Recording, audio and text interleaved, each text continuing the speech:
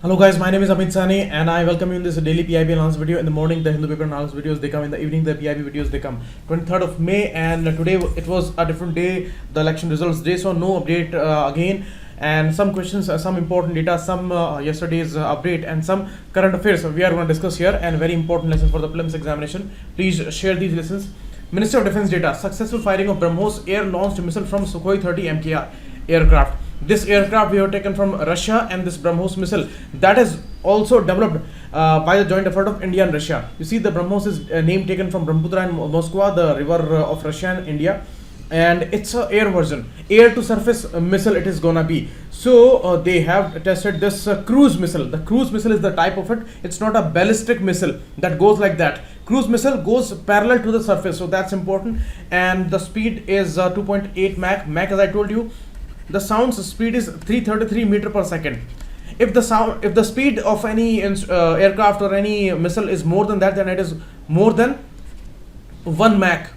Okay, or if it is less than that, then it is less than 1 Mach. So this was the important data. They may ask you in this year's prelims examination. Next, Department of Space data: radial rib antenna of RISAT 2B. Radar imaging satellite 2B was launched by PSLV C-46 and launched from where? Sri Harikota Island from Satish Dhawan Space Center, and it was the 72nd launch of it, as I told you. But this issue is regarding the radial rib antenna that is used, and it's a very important development by indigenous technological able people. All such key technological elements require very high level of expertise in handling space-based antenna system. So this was a very difficult task, and we could do that, and excellent workmanship it is called by ISRO. So ISRO's team is there for all the credit. And you see, one more important thing in this particular launch was the synthetic aperture radar.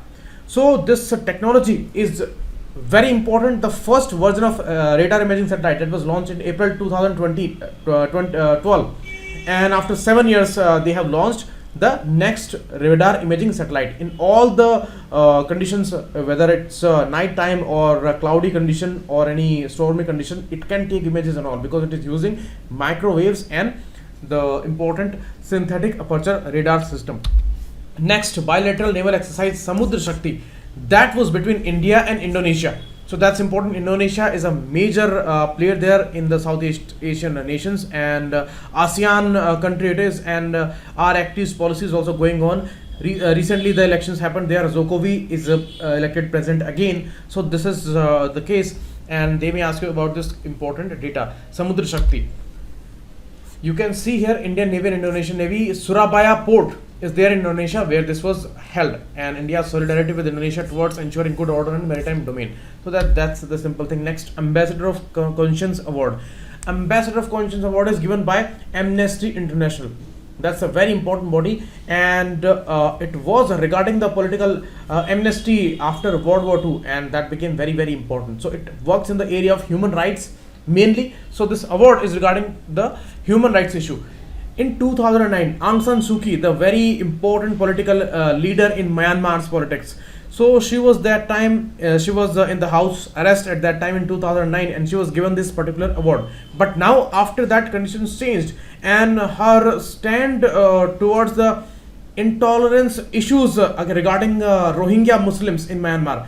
So for that particular issue, and because of that torture by the authorities and these majority and all, and by not taking any major steps to curb that, they are stripping this award away from Aung San Suu Kyi. So she will have to return this award to Amnesty International. So this is why this was important data, and in year 2009 she was given this particular award there. Next, Simbex exercise, as I told you, 25th edition happened in November last year, and 26th happened in May this year 2019. So after 6 months this happened, and it is between India and Singapore.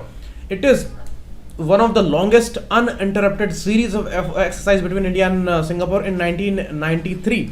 It was started, and 26th was the latest one in May 2019. And INS Kolkata and INS Shakti, these two took part in it, and as these two are on a streak of all these exercises like IMDEX, the Defense Expo, that also happened near Singapore, and many exercises in South China Sea, the International Fleet Review in Qingdao in China. There also these two took part. So they may ask you about these two ships. This INS Kolkata is the missile destroyer, and this is INS Shakti is the replenishment ship. Okay, again and again I'm telling you this issue. International Day of Biodiversity. This issue appeared in the PIB data, and by 22nd of May is the date when we celebrate International Day for Biodiversity. You see, CBD is the main body that was established after the Rio de Janeiro Earth Summit in 1992, and the HE biodiversity target are also going on. We have a particular act, National Biodiversity Act of 2002, and this is implemented by these authorities like National Authority, NBA is there in the states, State Biodiversity Authority, and boards are there till the district level. So this is regarding the biodiversity issue. And as I told you, HE biodiversity targets, these are going on for this decade, like 2011 to 20. So this is going on. So 22nd of May is the International Day for Biodiversity. Vice President actually launched this issue, and the summit was organized by Ministry of Environment and Forest and Climate Change, NBA, the Biodiversity Authority, and the government of Tamil Nadu. So they celebrated this in Tamil Nadu state, and they launched the implementation of India's National Biodiversity Action Plan, an overview to 2019 documents, a very specific document, and the Biodiversity Finance Plan also. So because it's an international issue, and these are our initiatives and our efforts, so always UPSC focuses on these kind of issues, that on the international issues, what kind of steps are taken by India as a country. So these documents are going to be very, very important. And next, Call for India Biodiversity Award 2020, and this is going to be the 5th one in the series. So these are also going to be important, and our biodiversity, our food, and our health. This was the theme this year of this IDB that was celebrated there in Chennai. Next, world's first AI news anchor debut in China. You see, the issue of biased information by the media, that is the biggest threat to all the democracies all over the world. So there is a solution. The technology is the solution there. So artificial intelligence based news anchor, and that was developed by Xinhua News Agency of China and the Sogou.com, a particular search engine company. So they both developed it, and it was launched in China, and it was the occasion of World Internet Conference in East China's Xinjiang province. So that was important. It has a male image with voice, facial expression, and actions of a real person. So it's artificial intelligence based news anchor, first time in China. Next, India's first elephant hospital, that was launched in Mathura, and first specialized hospital mainly for the geriatric elephants, means the older ones. They have many problems and they need many x-rays, their diagnostics and thermal imaging, digital x-ray, ultrasonography. All these facilities are available for elephants especially. So it's a very, very important and very sensitive issue, and here we are taking important steps systematically. So this is making as a important question for prelims this year. Next, Central Tribal University, where it is decided to be established. It is there in Andhra Pradesh, and this university, Rally village of Vijayanagar district, that is the location where it is going to be established, and it will be established under the 13th schedule to Andhra Pradesh Reorganization Act 2014. According to this Reorganization Act, Andhra Pradesh was bifurcated, and Telangana and Andhra Pradesh, they both got separated. And here in this 13th schedule, this tribal university was proposed there, and there is a Central Universities Act of 2009. And you see, some universities are there in the states, but these are central universities. They are coming under the central government. So these are called central universities, and the act is the important one there. Palau, the country located northeast to Australia, that's an island country. It becomes the first country to ban the sunscreen to save coral reefs. You see, this lotion is used by girls and boys both when they are gonna protect themselves from the sunlight, because it is making them darker in the skin. So this sunscreen is banned by Palau country, because it's a reef toxic, means it's a very toxic one. It has certain chemicals which are very dangerous for the coral reef formation. So they are banning it, and you see the coral reefs and all, they are very important tourism places, and the biodiversity is based on that. Many species in the ocean, they are dependent on the coral reefs, but it is vanishing very fast because of these chemicals and the climate change issue.